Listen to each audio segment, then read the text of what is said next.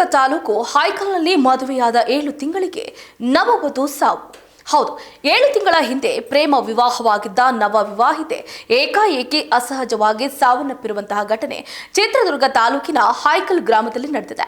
ಸದ್ಯ ಮೃತರ ಸಂಬಂಧಿಕರು ಆಕೆಯ ಗಂಡ ಮತ್ತು ಕುಟುಂಬಸ್ಥರ ವಿರುದ್ಧ ಕೊಲೆ ಆರೋಪವನ್ನ ಮಾಡಿದ್ದು ಆಕ್ರೋಶದ ಕಟ್ಟೆ ಹೊಡೆದಿದೆ. ಹೌದು, ಅತ್ತಿಗೆಯ ತಂಗಿ ಹಾಗೆ ಭಾವನ ತಮ್ಮನ ನಡುವೆ ಪ್ರೇಮಾಂಕುರವಾಗಿತ್ತಂತೆ. ಪೋಷಕರ ವಿರೋಧದ ನಡುವೆ 7 ತಿಂಗಳ ಹಿಂದೆಯಷ್ಟೇ ಮದುವೆ ಕೂಡ ಆಗಿದ್ರು. ಆದರೆ ಪ್ರೀತಿಸಿ ಮದುವೆ ಆಗಿದ್ದ ನವ ವಿವಾಹಿತೆ ಅಸಹಜವಾಗಿ ಸಾವಿಗೀಡಾಗಿದ್ದಾಳೆ.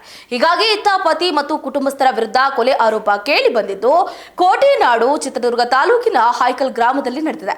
ಇನ್ನು ಚಿತ್ರದುರ್ಗದ ಕಾಮನಬಾವಿ ಬಡಾವಣೆಯ ಮೀನಾಕ್ಷಿ ಮತ್ತು ಹೊನ್ನೂರಪ್ಪ ದಂಪತಿಯ ಮೊದಲ ಪುತ್ರಿ ಅನು ಹಾಯ್ಕಲ್ ಗ್ರಾಮದ ಮೈಲಾರಿಗೆ ಮದುವೆ ಮಾಡಿಕೊಂಡಿರ್ತಾರೆ. ಮೈಲಾರಿ ಸಹೋದರ ವೆಂಕಟೇಶ್ ಅತ್ತಿಗೆಯ ಸಹೋದರಿ ತನುಜಾಳ ಮೇಲೆ ಕಣ್ಣು ಹಾಕಿರ್ತಾರೆ. ಕಾಡಿ ಬೇಡಿ ಪ್ರೀತಿಸಿ ಸೈ ಎನಿಸಿಕೊಂಡಿರ್ತಾರೆ. ತನುಜಾ ಕೂಡ ಭಾವನ ತಮ್ಮ ವೆಂಕಟೇಶ್ನನ್ನ ಪ್ರೀತಿಸಿದ್ದು ಪೋಷಕರ ವಿರೋಧದ ನಡುವೆ 7 ತಿಂಗಳ ಹಿಂದೆ ಲವ್ ಮ್ಯಾರೇಜ್ ಕೂಡ ಆಗಿರ್ತಾರೆ. ಹಾಗಾದ್ರೆ ನಡೆದಿದ್ದೇನು? ಏಪ್ರಿಲ್ 21ರಂದು ತನುಜಾ ಬೈಕ್ನಿಂದ ಬಿದ್ದು ಗಾಯಗೊಂಡಿರ್ತಾಳೆ ಅಂತ ವೆಂಕಟೇಶ್ ಆಕೆಯ ಪೋಷಕರಿಗೆ ಮಾಹಿತಿಯನ್ನು ನೀಡಿರ್ತಾರೆ. ಚಿತ್ರದುರ್ಗ ದಾವಣಗೆರೆಯಲ್ಲಿ ಚಿಕಿತ್ಸೆ ಕೂಡ ಕೊಡಿಸಿ ಹೆಚ್ಚಿನ ಚಿಕಿತ್ಸೆಗೆ ಮಂಗಳೂರಿನ ಖಾಸಗಿ ಆಸ್ಪತ್ರೆಗೆ ದಾಖಲು ಮಾಡಲಾಗುತ್ತೆ. ಆದರೆ ಕೊನೆಗೆ ಚಿಕಿತ್ಸೆ ಫಲಿಸದೆ ತನುಜಾ ಮೃತಪಟ್ಟಿದ್ದಾಳೆ ಎನ್ನಲಾಗ್ತಾ ಇತ್ತು.